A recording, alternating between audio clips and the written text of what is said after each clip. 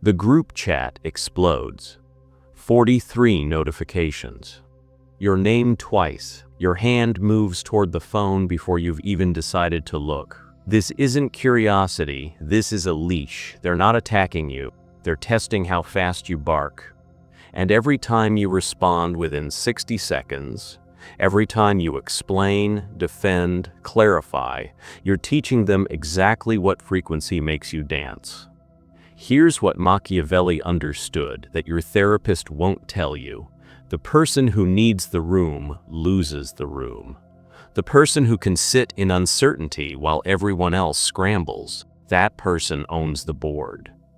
In this video, you're learning the art of war principle most people completely invert.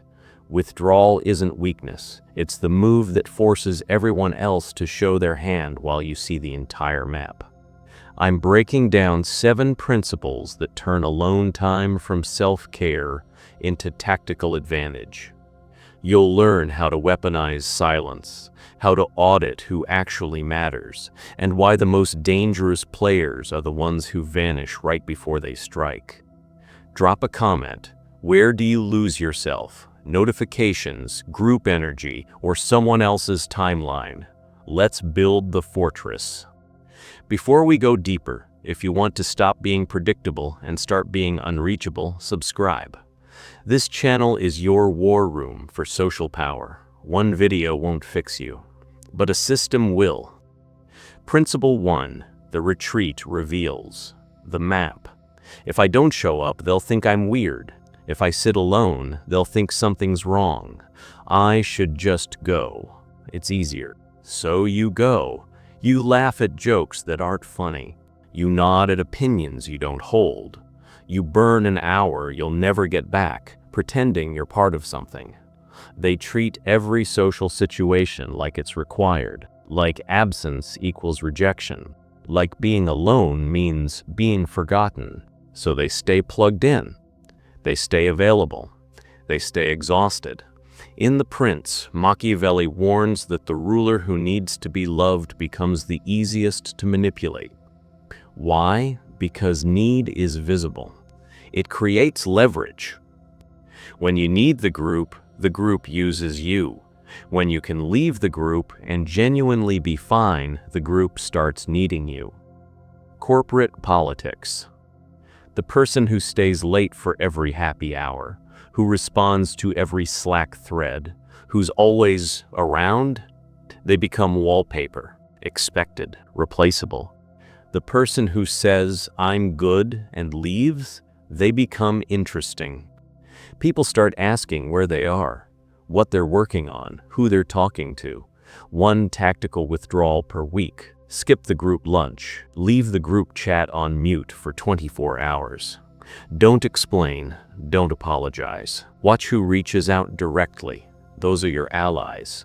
Watch who gets weird about your absence. Those are the people who are using your presence to fill their emptiness.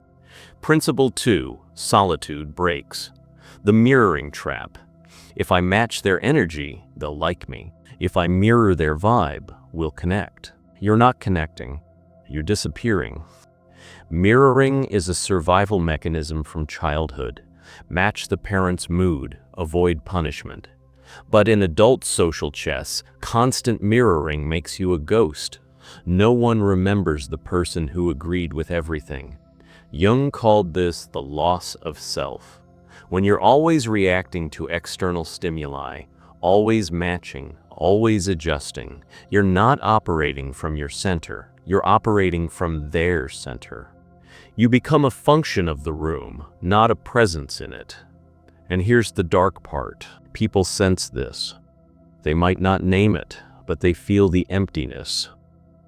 And what they feel, they exploit. Every conversation feels like a performance. You shape your humor to theirs. Your opinions soften. Your interests adjust. 2 weeks in, you realize you have no idea what you actually wanted. You've been so busy being likable that you forgot to be selective. Solitude gives you a baseline. 20 minutes a day, no phone, no input, no music designed to make you feel something. Just you, your thoughts. This isn't meditation. This is calibration. You're finding the frequency that's yours. So when you walk into a room, you're not borrowing theirs. Every morning, 10 minutes of silence before looking at any screen. Ask yourself one question: what do I actually want today? Not what you should want, not what gets likes. What pulls you forward when no one's watching? Here's what no one tells you. Most people don't hate being alone. They hate what they find when they're alone. The silence isn't empty. It's full of every conversation you avoided, every boundary you didn't set, every choice you made to keep someone else comfortable. Solitude doesn't create the noise, it just stops letting you outrun it. And once you stop running, you can finally build. Principle 3, absence, creates scarcity. The person who is always available is never valuable. Think of yourself as a fortress. If the gates are always open, anyone walks in. Travelers, merchants, beggars, spies. You don't know who's mapping your defenses and who's actually trading value. But if the gates open once a day at a specific time for specific people, everyone else has to prove they're worth the opening. Machiavelli observed that princes who were too accessible lost their mystique. Petitioners would bypass official channels. Minor complaints became major dramas. The ruler's time became a commons, abused by everyone, valued by no one. But the ruler who held limited audience? Every minute with them felt like an honor. Same principle. Social currency, friendships. You're the person who always replies, always available for coffee, always down to talk. Then, one week, you pull back. You're busy. You're working on something. You're just not around. Suddenly, double texts. You good? We should catch up. Miss you. They didn't miss you when you were always there. They miss you now that you're not. Soft boundary. Response time equal 4+ hours, even if you saw it. Firm boundary. I'm offline Tuesdays and Thursdays. Let's connect Friday. Exit boundary. If someone guilt trips your unavailability, they're telling you they need your availability more than they value your presence. That's extraction, not friendship. Escalation ladder. 1. Set the boundary clearly. 2. Hold it silently, don't explain twice. 3. If violated, downgrade access, group chat only, not one-on-one. 4. If violated again, exit without drama. You're not being cold, you're being expensive. If this is rewiring how you see power, if you're realizing that availability and value run in opposite directions, hit like. It tells me you're ready for the darker principles. Principle 4, solitude, is where you audit alliances. If you disappeared for 2 weeks, no posts, no texts, no explanation, who would actually check if you're alive? Not who would notice, who would care enough to ask. Write down 3 names. If you can't, you don't have alliances, you have audiences. Most people collect relationships like social insurance. More contacts, more safety, more group chats, more belonging. But quantity dilutes quality. You end up with 200 people who know you and 0 people who know you. In The Prince, Machiavelli distinguishes between mercenaries and loyal troops. Mercenaries fight for pay. They'll switch sides when the money's better. Loyal troops fight for the cause and for the commander who respects them. Your social circle works the same way. Most people around you are mercenaries.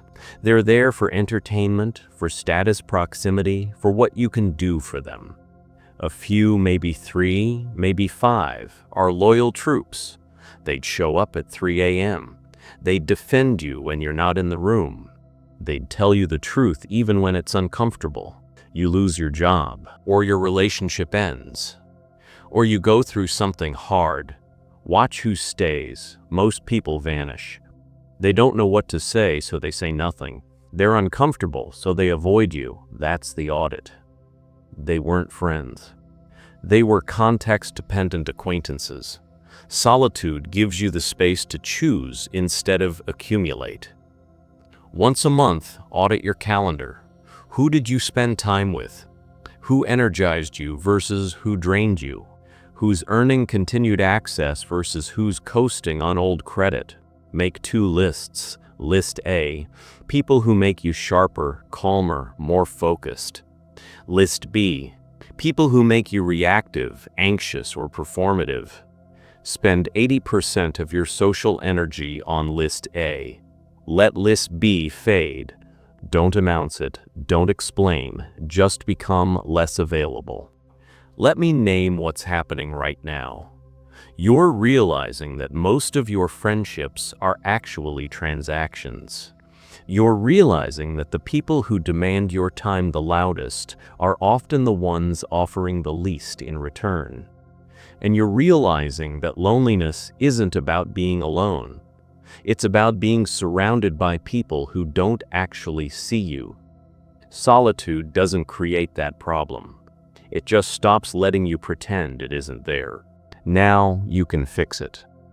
Principle 5, silence forces others to fill the void. They just accused me of something I didn't do.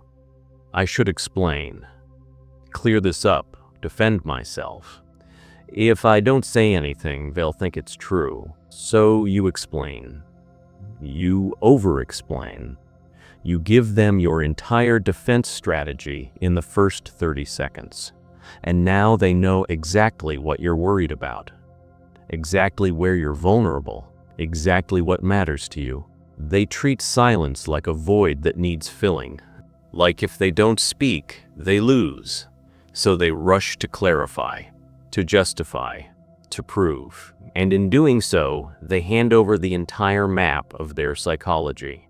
Sun Tzu, in the midst of chaos, there is also opportunity. Machiavelli, never attempt to win by force what can be won by deception.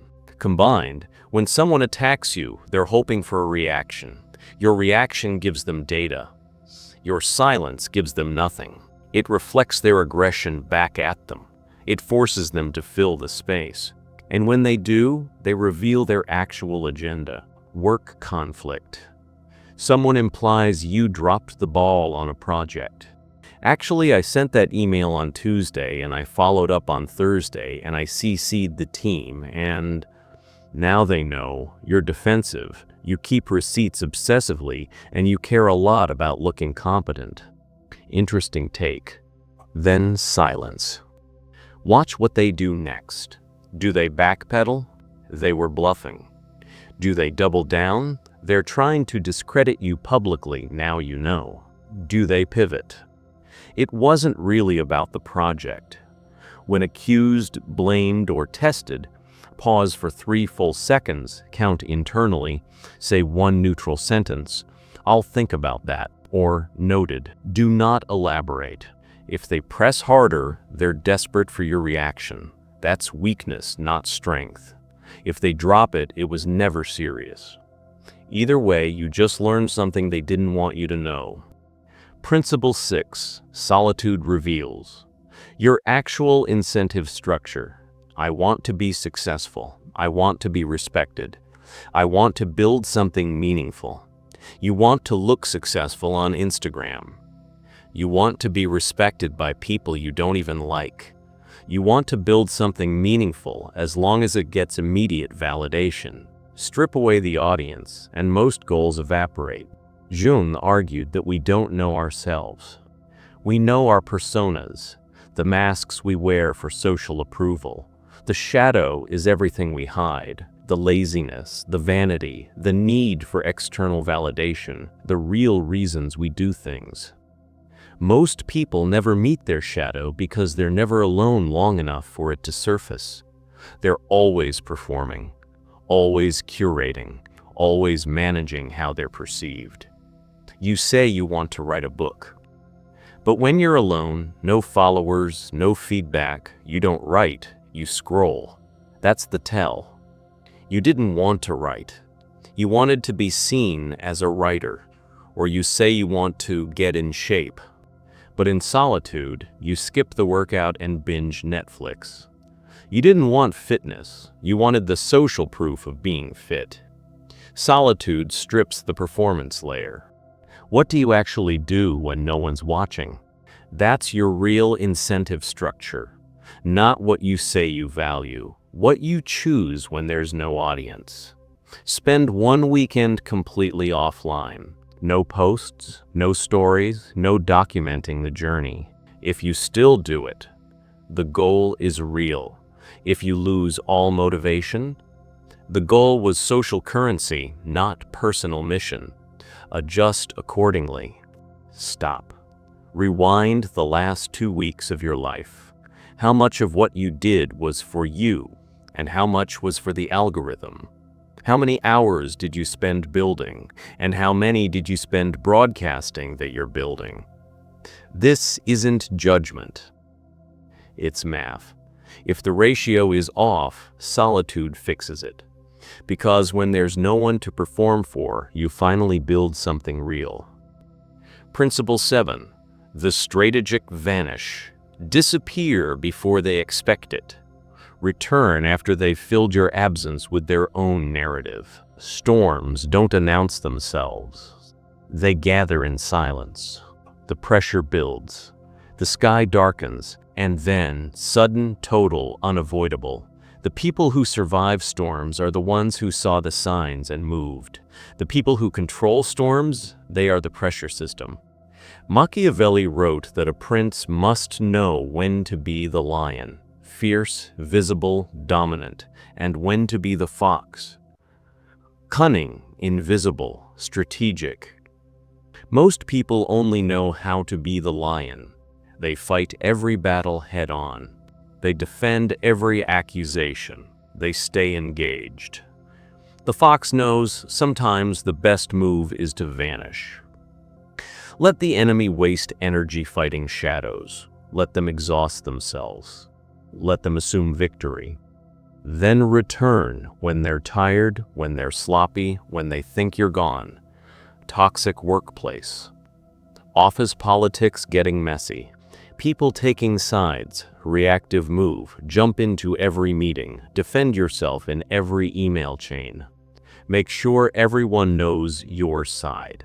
You just made yourself the center of the drama. Now everyone's watching you, judging you, using you. Strategic move, go quiet, stop defending, stop explaining, do your work. Reply with one-line emails. Decline optional meetings. Let them wonder. Let them fill the silence with speculation. Is she looking for another job? Did he just stop caring? Why isn't she reacting? 2 weeks later, they've moved on.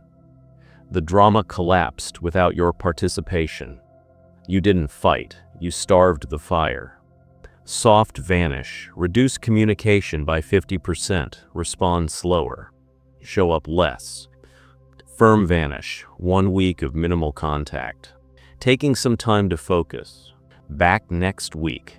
Strategic vanish, disappear completely from a toxic dynamic group chat, friend group, work team, and return only if terms improve or don't return at all. When you return, you set the new terms. You don't re-enter on their frame. You build a new one. I'm only available for X. I'm working on Y now. Here's how we collaborate. Z isn't on my calendar anymore. They either adapt to your structure, or they reveal they only wanted you on theirs. The system, 5-step solitude protocol. This isn't theory. This is deployment. Step 1, morning ritual. Every morning, 10 minutes before any input. No phone, no news, no music. One question, what do I want today that's mine, not theirs? Write it down. Step 2, the in-moment script. When someone tests you, when they bait you, accuse you, demand your reaction, Pause, breathe, say out loud or internal, "I don't need to respond to be right." Then choose, engage strategically, or withdraw completely. Step 3. The 7-day social experiment. For 7 days, talk 30% less in groups. Respond 4+ hours later to non-urgent texts. Skip one social obligation that feels like duty, not desire. Document who reaches out, who gets weird, who doesn't notice. Step 4. Alliance audit. First of every month, review your calendar and contacts. Keep them close. Who made you smaller? Downgrade their access. No drama, no announcement, just curation. Step 5. Evening review, the debrief. Every night, 5 minutes. Did I act from my center or did I react to theirs? Where did I give away power? What's one move I make differently tomorrow? This is how generals win wars. Small adjustments, daily recalibration, pattern recognition. Here's the truth they don't want you to know. The loudest people in the room are performing. The quietest people in the room are deciding. Solitude isn't hiding. It's not weakness. It's not giving up. Solitude is the war room. It's where you audit who's loyal and who's extracting. It's where you discover what you actually want versus what you've been told to want. It's where you become expensive, not because you're cruel, but because you're selective. Machiavelli understood it. Sun Tzu weaponized it. Jung mapped it. And now you know it. Every minute you spend alone, truly alone, not scrolling, not numbing, is a minute you're sharpening the blade. The people who need constant noise, they're prey. The people who can sit in silence and build, they're predators. And the people who can disappear completely, let the chaos collapse, and return on their terms, they're kings. Subscribe if you're done being reactive. The next video breaks down how to use strategic anger, not emotional outbursts, to set boundaries no one will test twice. Drop a comment. What's one thing you're cutting out this week to reclaim your time? They'll call you cold. Let them. Cold is what they call someone they can't control. You're not cold. You're just no longer theirs.